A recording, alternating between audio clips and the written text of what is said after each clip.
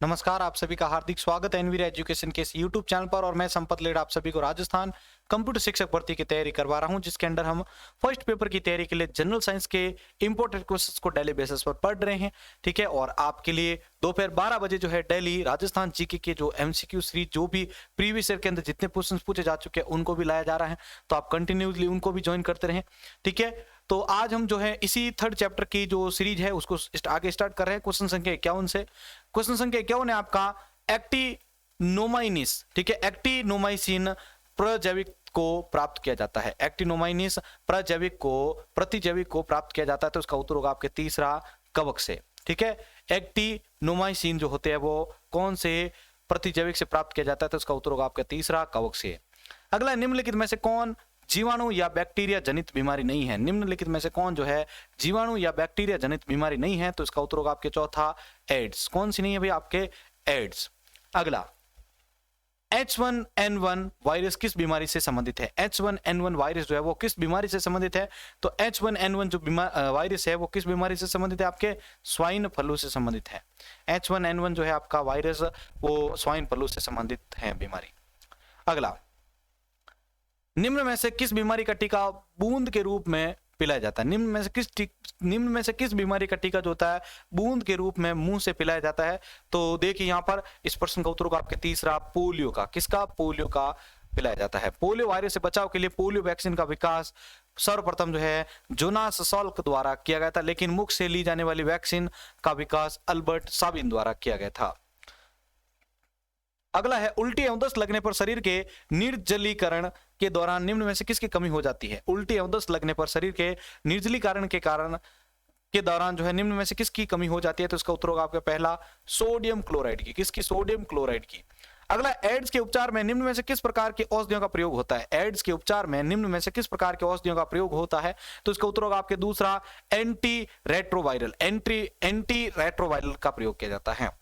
अगला, बीसीजी का टीका किस रोग से रक्षा के लिए लगाता है। बीसीजी का टीका जो होता है किस रोग से रक्षा करने के लिए लगाया जाता है, तो इसका उत्तर होगा आपके तीसरा टीबी तपेदिक से। अगला देखिए, अब बीसीजी का फुल फॉर्म भी ध्यान रखना है, बैसिलस कैलमेट ग्वेरिन। ठीक है, बैसिलस कैलमेट ग्वेरिन जो होता है वो बीसीजी का फुल फॉर्म होता है। अगला है, डायलिसिस का उपयोग कहां पर किया जाता है, तो डायलिसिस का प्रयोग कहां पर किया जाता है, तो डायलिसिस का प्रयोग आपका गुर्दे के लिए किया जाता है। अगला, एचआईवी से होने वाला रोग कौन सा है। एचआईवी से होने वाला रोग कौन सा है, तो एचआईवी से होने वाला रोग आपका एड्स है। अगला प्रश्न है, एक्यूपंक्चर है, तो एक्यूपंक्चर क्या है, तो इसका उत्तर होगा आपके दूसरा चीन में प्रचलित चिकित्सा पद्धति। ठीक है, एक्यूपंक्चर जो है वो एक चीन में प्रचलित चिकित्सा पद्धति है। अगला है, एनीमिया रोग का क्या कारण है। एनीमिया रोग का क्या कारण है, तो एनीमिया रोग का कारण है आपका तीसरा लोहे की कमी। एनीमिया रोग का कारण है लोहे की कमी। अगला प्रश्न देखिए, अब इसमें भी एक चीज देखिए कि भाई लोहे की अधिकता आपके लोहमयता होती है, लोहे की कमी आपके एनीमिया होती है। ठीक है, और आपके आयोडीन की कमी घेंगा रोग होता है। अगला प्रश्न, पोलियो रोग का जनक है। पोलियो रोग का जनक है आपका कौन, तो इसका उत्तर होगा आपका तीसरा विषाणु। पोलियो रोग का जनक विषाणु है।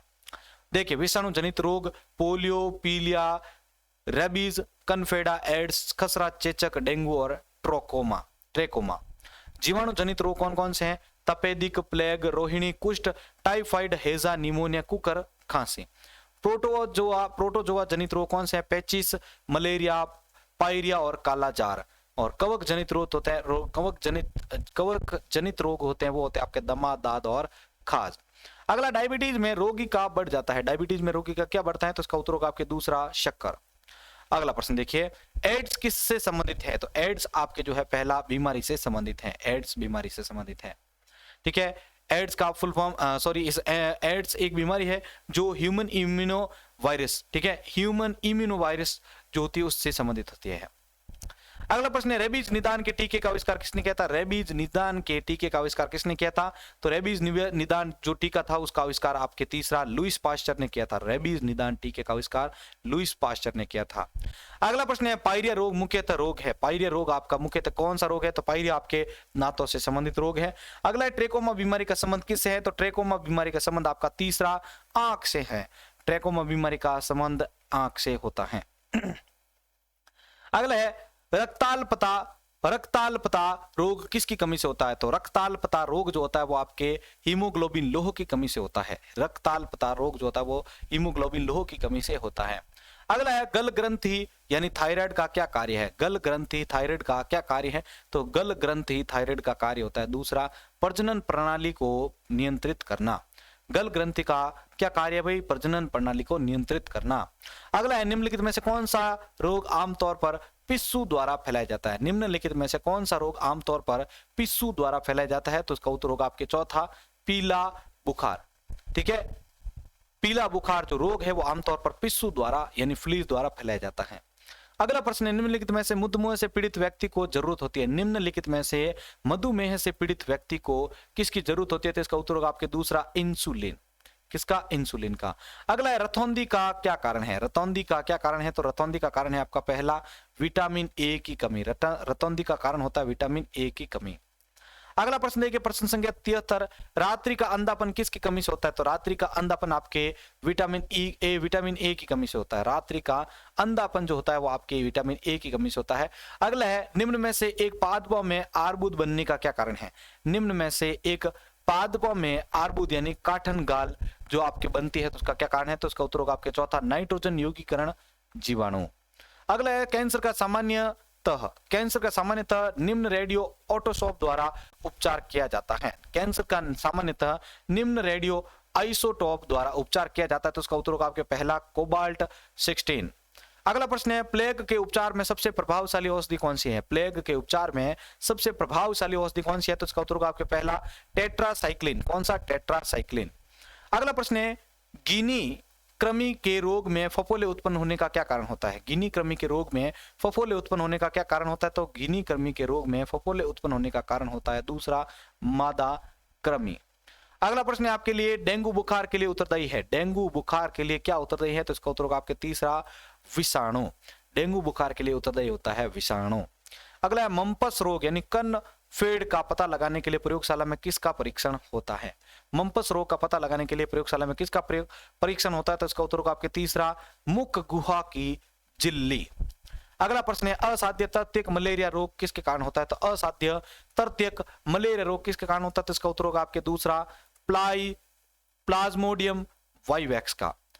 ठीक है, असाध्य तृतीयक मलेरिया रोग जो होता है वो आपके मलेरिया रोग जो होता है वो आपके प्लाज्मोडियम वाइवैक्स द्वारा होता है।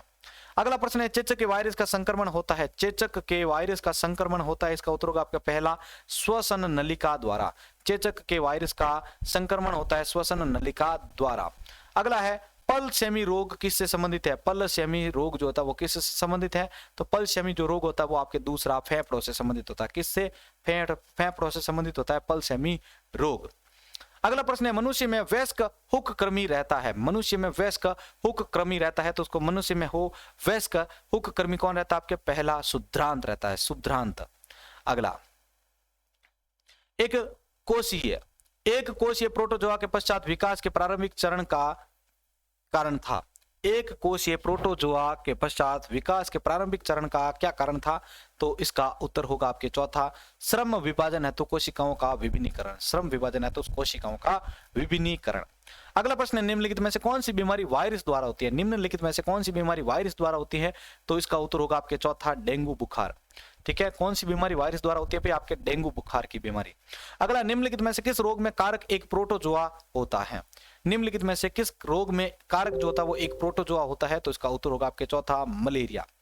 अगला प्रश्न है नवजात शिशु को जन्म के कितने समय पश्चात डीपीटी का टीका लगाया जाता है? नवजात शिशु को जन्म के कितने समय पश्चात जो है डीपीटी का टीका लगाया जाता है? तो इसका उत्तर होगा आपके पहला 6 सप्ताह पश्चात। अगला प्रश्न है निम्न में से कौन सा हार्मोन प्रकार 1 के मधुमेह में अपर्याप्त मात्रा में बनता है? निम्न में से कौन सा हार्मोन प्रकार 1 के मधुमेह में अपर्याप्त मात्रा में बनता है? तो इसका उत्तर होगा आपके दूसरा इंसुलिन। अगला जीवाणु सीजेला से रोग होता है। जीवाणु सीजेला से क्या कौन सा रोग होता है? तो इसका उत्तर होगा आपके दूसरा दस्त। जीवाणु सीजेला से दस्त रोग होता है। अगला प्रश्न है टाइफाइड यानी मियादी बुखार के कारण क्या है? तो टाइफाइड का क्या कारण होता है? तो इसका उत्तर होगा आपके दूसरे जीवाणु। अगला प्रश्न है इन बीमारियों में से कौन सी प्रोटोजोआ जनित नहीं है? इनमें से कौन सी बीमारी जो है प्रोटोजोआ जनित नहीं है? तो इसका उत्तर होगा आपके चौथा दुग्ध ज्वर। अगला प्रश्न है कौन सा रोग वायरस जनित है, कौन सा रोग वायरस जनित है, तो इसका उत्तर होगा आपके तीसरा खुरपक्का मुंह पक्का। कौन सा रोग वायरस जनित है, तो इसका उत्तर होगा आपके खुरपक्का मुंह पक्का। अगला प्रश्न है आपके निम्न में से कौन सी दवा बुखार उतारती है, निम्न में से कौन सी दवा जो है वो बुखार उतारती है, तो इसका उत्तर होगा आपके पैरासीटामोल।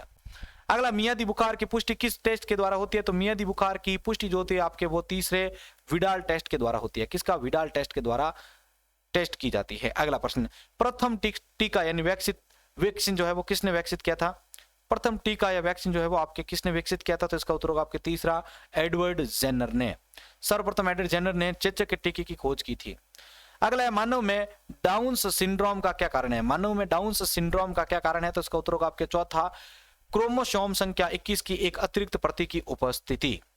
अगला निम्नलिखित में से कौन सा जल जनित रोग है, निम्न में से कौन सा जल जनित रोग है, तो इसका उत्तर होगा आपके चौथा ये सभी, यानी पोलियो, उल्टी होना, दस्त, पोलियो, उल्टी होना और दस्त जो है वो आपके जल जनित रोग हैं।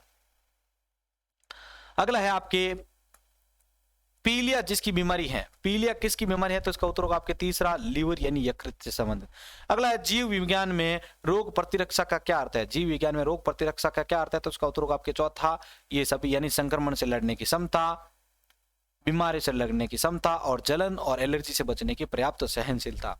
और लास्ट प्रश्न है आज की इस वीडियो का, यदि माता वाहक तथा पिता सामान्य हो तो कितने लड़कों में हीमोफीलिया होगा, तो इसका उत्तर होगा आपके तीसरा 50%।